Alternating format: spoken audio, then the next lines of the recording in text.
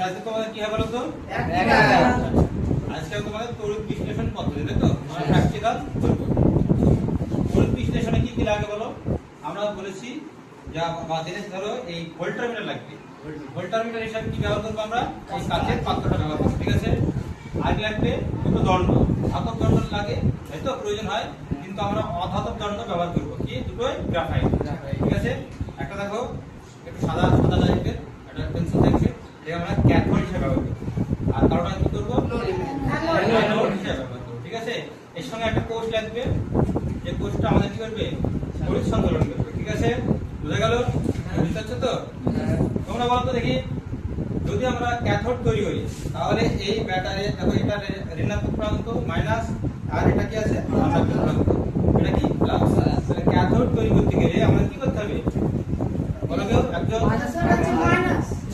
হ্যাঁ, ব্যাটারির যে প্রান্তটা আমরা কি করবো, যে এই তড়িৎদ্বারটা ব্যবহার করবো, মানে ব্যাটারির যে প্রান্তটা মানে ঋণাত্মক প্রান্তের সঙ্গে যে তড়িৎদ্বারটা যুক্ত করবো সেটা হবে ক্যাথোড। ব্যাটারির এই যে ঋণাত্মক আছে না প্রান্তটা, এই প্রান্তের সঙ্গে যে তড়িৎদ্বারটা ব্যবহার করবো সেটা কি হবে? কি হবে? ক্যাথোড। মানে খাতাটা এই মাইনাসের সঙ্গে আমরা যুক্ত করবো, তাহলে কি হবে? ক্যাথোড। আর যদি আমরা অ্যানোড পেতে যাই তাহলে কি হবে? ধনাত্মক প্রান্তের সঙ্গে আমাকে এই তড়িৎদ্বারটা ব্যবহার করতে হবে, তবে আমি পাবো অ্যানোড, ঠিক আছে? এসব দেখা যাক। এই দেখো, এটা কি বলতো? খাদ্য লবণ। রাসায়নিক নাম কি? Sodium chloride. এটাকে আমরা এর জলীয় দ্রবণ মানে জলে গুলে দেব।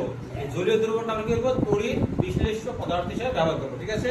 এসো আমরা তড়িৎ বিশ্লেষ্য পদার্থটা দেখো সোডিয়াম ক্লোরাইড কি করব? জলে দিয়ে দেবো, তাহলে কি হবে? জলীয় দ্রবণ তৈরি হয়ে যাবে, ঠিক আছে? দাও এটা দাও।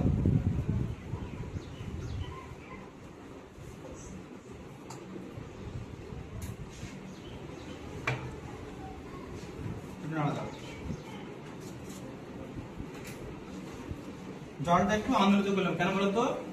কারণ সোডিয়াম ক্লোরাইড যাতে সম্পূর্ণ আয়নে বিয়োজিত হয়ে যায়, ঠিক আছে? আচ্ছা, এবার আমরা কি করবো? এই অ্যানোড ও ক্যাথোডটা করবো, যুক্ত করবো।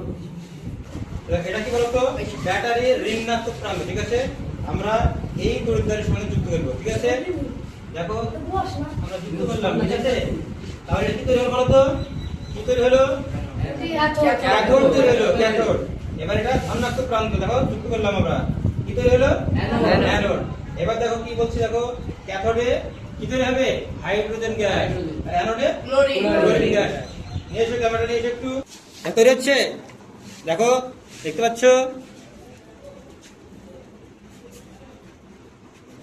সাদা যে রুলটা আছে গ্রাফাইট দণ্ড, এখানে হাইড্রোজেন গ্যাস তৈরি হচ্ছে, আর এদিকে যেটা আছে কালো অ্যানোড, সেখানে কি তৈরি হচ্ছে? Chlorine gas. তো সকলে দেখো, এই সাদা দণ্ডটা কি? ক্যাথোড, তাই না? ক্যাথোডে কি আছে? দেখো হাইড্রোজেন গ্যাস তৈরি হচ্ছে, আর ওদিকে কালো দণ্ড মানে আমরা যেটাকে অ্যানোড হিসেবে ব্যবহার করেছি, এর চারি সাইডে দেখো ক্লোরিন গ্যাস তৈরি হচ্ছে, হচ্ছে তো? হ্যাঁ, আচ্ছা বলো তো, এখানে সোডিয়াম ছিল, সোডিয়াম আয়ন আর হাইড্রোজেন আয়ন, কিন্তু এখানে হাইড্রোজেন গ্যাস তৈরি হচ্ছে কেন? কারণ ক্যাথোডে কি হয়? ইলেকট্রন যারা গ্রহণ করবে তারা আইবে। এই সোডিয়াম আয়ন ও হাইড্রোজেন আয়নের মধ্যে ইলেকট্রন গ্রহণের প্রবণতা কার বেশি? হাইড্রোজেন আয়নের। তাই এখানে কি হচ্ছে? ইলেকট্রন গ্রহণ করে হাইড্রোজেন গ্যাস তৈরি করছে।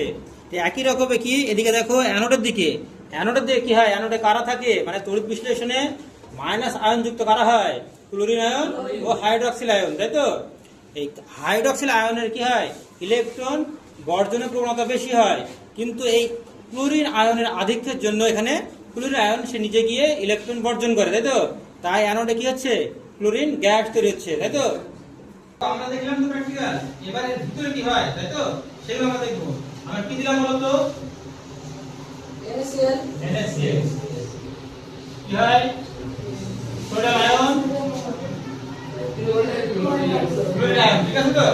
আর যেহেতু জল আছে, জলের স্বল্প বিশ্লেষণ হবে, ঠিক আছে? কি হবে? কি হবে? ঠিক আছে? যেহেতু প্লাস আছে, সোডিয়াম আয়ন, হাইড্রোজেন আয়ন, এটা কোথায় যাবে? ক্যাথোডে যাবে, ঠিক আছে? কিন্তু ক্যাথোডে গিয়ে ইলেকট্রন গ্রহণের প্রবণতা কার বেশি? হাইড্রোজেন। তাই কি করবে? হাইড্রোজেন দুটো ইলেকট্রন গ্রহণ করবে, কটা? দুটো। এটি হবে বলতো টু গ্যাস মানে হাইড্রোজেন গ্যাস, ঠিক আছে। আর মাইনাস আছে দেখো কি আছে ক্লোরিন ও হাইড্রোক্সাইড, এটা কি করবে অ্যানোডের দিকে যাবে, দুজনায় যাবে, ঠিক আছে।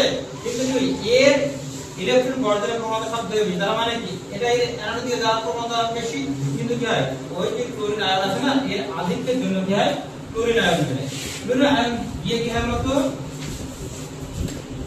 ক্লোরিন আয়ন গিয়ে দুটো ইলেকট্রন বর্জন করবে, ঠিক আছে, ক্লোরিন গ্যাস তৈরি করবে, ঠিক আছে। তোমরা কথা বলো।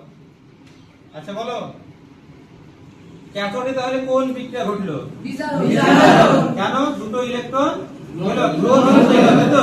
তাহলে ক্যাথোডে কি হলো? বিজারণ। আচ্ছা। আর অ্যানোডে কি হয়েছে ইলেকট্রন বর্জন না গ্রহণ? বর্জন। ইলেকট্রন বর্জন, ইলেকট্রন বর্জনের যে প্রক্রিয়া তাকে কি বলা হয়? জারণ। তাহলে অ্যানোডে কি ঘটেছে?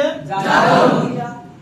আচ্ছা জারণ, ভেরি গুড, ঠিক আছে। আজকে এই পর্যন্ত থাকবে, আগামী দিন আমরা চেষ্টা করব গলিত সোডিয়াম ক্লোরাইডের কি তড়িৎ বিশ্লেষণ, ঠিক আছে। আজকে হলো কি যে সোডিয়াম ক্লোরাইডের জলীয় দ্রবণের তড়িৎ বিশ্লেষণ, ঠিক আছে। আগামী দিন দেখব গলিত সোডিয়াম ক্লোরাইডের তড়িৎ বিশ্লেষণ, ঠিক আছে।